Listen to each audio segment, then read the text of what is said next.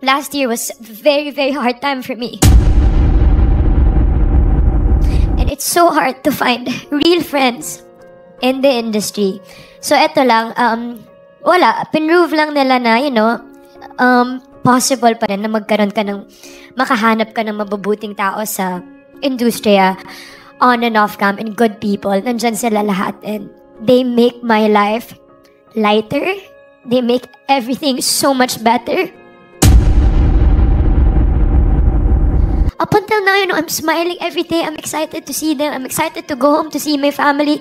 I'm excited to go out to meet and, hang out with my friends. Sila yung mga nandyan, especially nung pinakakailangan ko sila. So, thank you for staying and thank you for being with me throughout all this.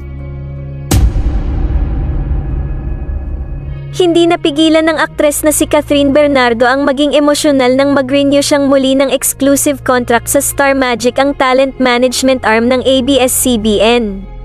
Ngayong araw, February 2, winikasan na ng dalaga ang bulong-bulungan na di umano'y iiwan na niya ang Kapamilya Network kasunod ng paghihiwalay nila ng kanyang ka-love team at ex-boyfriend na si Daniel Padilla. At bilang pagbibigay suporta kay Cathryn ay present ang lahat ng mga big boss ng ABS-CBN. Pagbabahagi ni Cathryn, malaki ang kanyang utang na loob sa ABS-CBN na itinuring na niyang pangalawang tahanan at siyang naging daan para matupad niya ang kanyang mga pangarap para sa sarili at sa kanyang pamilya. Aniya, nangako daw siya noon na hindi niya iiwan ang Kapamilya Network noong may mabigat itong pinagdaraanan. I remember in 2020, I made a promise. Sinabi ko sa ABS-CBN na hindi kita iiwan at nandito lang ako hanggang makabangon ka ulit. And today, here I am, fulfilling that promise, lahad ni Cathryn.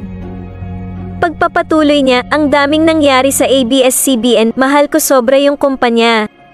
Together, we will rise despite all the challenges, we'll be stronger and even better.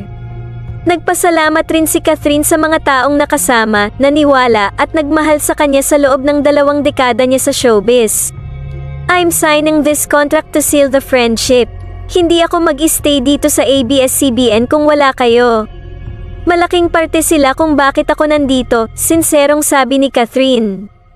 Aniya, hindi niya kakayanin ang payapang makatulog sa gabi knowing na iniwan niya ang mga taong naniwala sa kanya.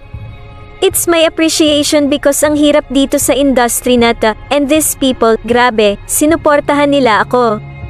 Kaya thank you for making time to know me, understand me, and thank you for supporting my decisions in everything that I do, pagpapatuloy ni Cathryn.